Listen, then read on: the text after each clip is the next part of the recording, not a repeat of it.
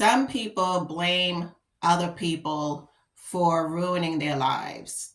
But my question for you today is, should she be blamed for ruining his destiny or his demise, or he should?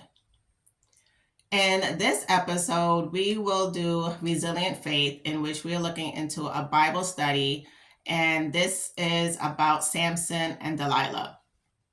He starts out in Judges, and first, let me give you the background of Samson before we get into what is going on, of the lessons to be learned from Samson. First of all, Samson had a promise upon him. He was to live like a Nazarite, meaning he was not to eat from a dead carcass. He was not supposed to drink any wine or even go near a vineyard or even be around grapes or anything pertaining to wine. He also was to not to cut his hair, and these were the different vows that he was aware of not to do to keep on with his strength. His main purpose was to help the Israelites to be a soldier in any war against the enemy, which was mainly the Philistines. That's his background. And so, as a young adult, knowing all this stuff that he's supposed to be, he goes to where? Near the Philistines, and meets this woman. And the eyes he used to see her, and he's like, oh my God, she looks good. I want to marry her. And so he goes to his parents to ask them for his permission to marry her. And the parents most likely did not support this, because you see the mom asking, why don't you marry your own kind? Why are you going to the Philistines? So clearly he was stubborn and saying, I want her, I want her. And the parents supported him. And so we see that he marries her. And then this starts the beginning of the end. Now, he marries this woman, and he's in this party, which is the reception of the wedding, around her family, which is part of the enemy. And he takes it upon himself to say, hey, well, I got a riddle, and if you could solve it, you will get this. And of course, the family is pissed because they want this prize. And so they go to the wife and blackmail her and say, yo, if you don't tell us what is the riddle, the answer to this riddle, we're going to kill you and your family. And so she uses what some women use upon the man: manipulation. Oh, Samson, why are you doing this? I thought you loved me. This. Okay. So she does that, and Samson gives her the answer. She tells the family members, and they win the prize. He gets upset. Let's pause right here. What did Samson do wrong? Number one, he got with the wrong woman. Unequally yoked will cause you problems. Number two, on the woman's part, if you're now one with your husband, so clearly she did not have either trust in Samson, or she felt more loyal to her family than her own husband, to even go to Samson and be like, yo, this riddle you did, it messed with my family, and now they're threatening me. I need your help with this. She didn't do that. She instead took it upon herself to help her family, and that led to Samson having to have anger towards the family. And in the end, the first wife dies. So either way, she died. And then after some time, he meets another woman. Now, from this woman, her name's Delilah. She is around the same country that the first wife was from. So the thing with choices is that you either make a choice or you start something called a pattern, which is where you continually do the same thing over and over. Not good. And so he gets with Delilah. Guess what, Delilah? She is the woman of all women. She is beautiful. All the men go to her. She is it. And so you find Samson on her lap, always going to her house. And the enemies see Samson going to her. So then the enemies tell her, yo, if you get the secret of how Samson has his strength, you will get this amount of money. So she's like, cool. I'm Delilah. I could get any man to get weak. She tries the first time to get the answer, and he lies to her. Pause right here. Samson told her a statement. The statement was a lie. In turn, you see this statement go to the next person and the action being done unto Samson. Now, Samson, if he was of sober mind versus having lust in his mind and making him drunk, he would say to himself, I told this woman something and it came right back on me. Something is up. I can't trust her. However, we see this happen a second time. So clearly he still goes back to this woman even after the first incident. So once again, he is now in this pattern of going back to her because he is weak for this woman.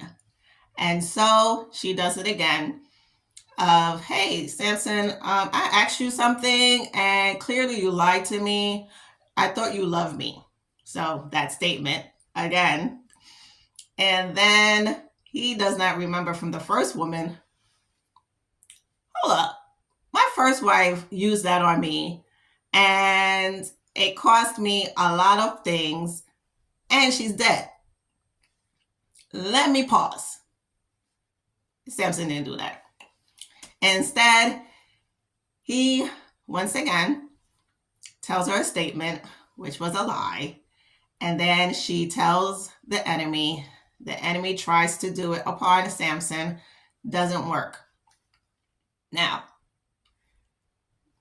twice this happens to Samson. Now, you would think by the second time, lust will hopefully leave the brain and common sense will come in and be like, yo, lady,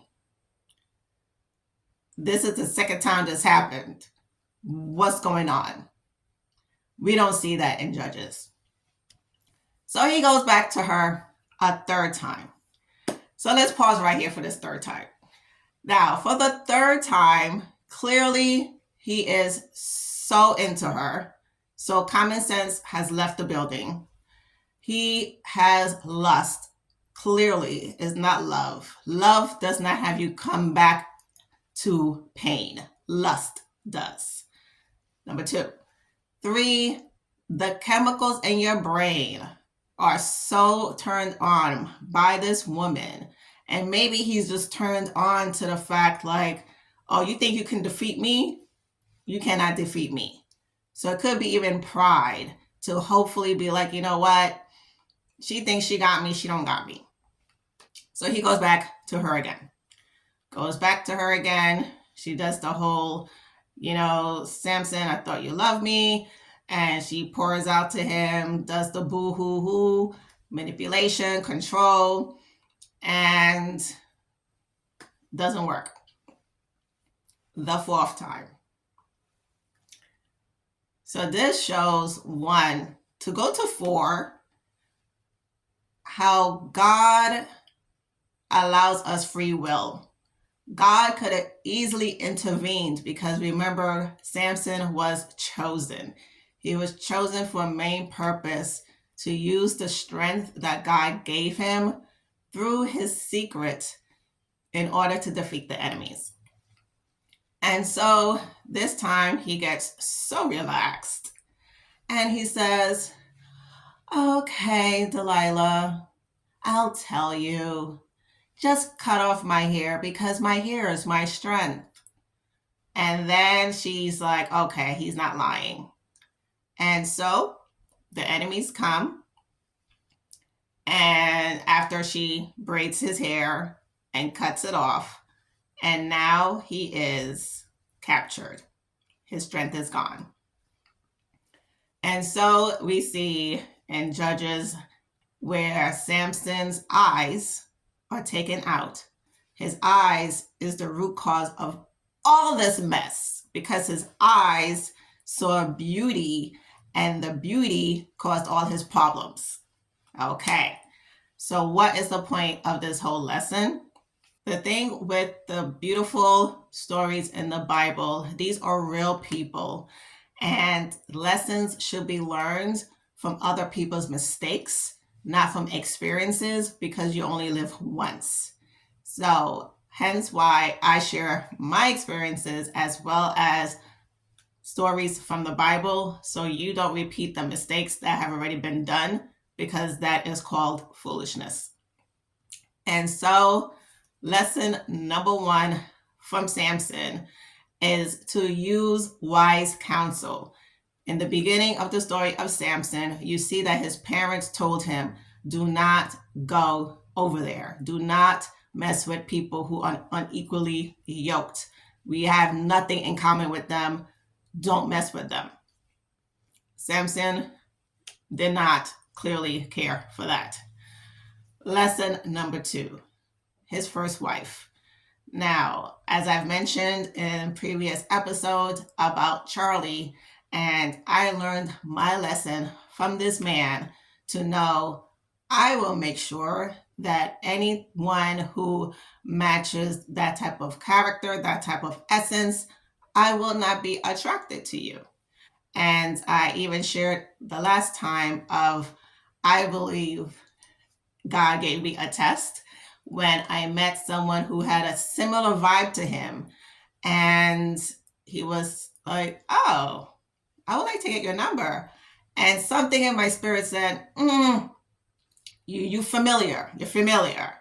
And I said, "Thank you for the compliment. I will pass. Have a good day." Samson clearly did not learn his lesson from wife number 1. And I believe sometimes God will give you a lesson to see if you really learned from the first lesson. And that lesson was Delilah. And I believe because of his pride, he thought he could defeat Delilah. And clearly, he turned up wrong. And the next lesson from Samson is that when you allow pride and lust to lead your choices, you will make a mistake that will ruin your destiny and lead to your demise. And so we see in the end of this chapter about Samson that his eyes are taken out and he is now left weak. But the beautiful thing about God is mercy and grace. His hair starts growing back. His hair starts growing back, and he makes this final prayer to God to say, "God, I want to defeat my enemies." Even though he didn't ask for forgiveness, it was more of, "I want to hurt them for hurting me." God granted his request, and he was able to kill more in his death than in his life. And unfortunately, Samson lost his life in that prayer. And there are a lot of lessons to learn from Samson and Delilah, but I would like for you to answer this question: what repeated cycle needs to end today? What is holding you to your repeat cycle? Is it pride? Is it lust? What is it? Because you are the person who is choosing the choices you are making, and it is not the other person. We had to remove the pseudo gun that you believe that's in your head that is not there. What is there is the chemicals that are being produced that are keeping you attached. It is the spiritual connection that you have to this person. And sadly, with pain, when it's so familiar to you, you go from uncomfortable with the pain to being comfortable with the pain. And it's important that you break the pain and break the pattern in order for you to no longer make the mistake that you are making or Samson is making. So I pose this question to you again. Did Delilah ruin his destiny? I will say no. Samson ruined his own destiny by allowing his eyes to lead him into his demise. If you enjoyed this episode, check out the next. Stay resilient.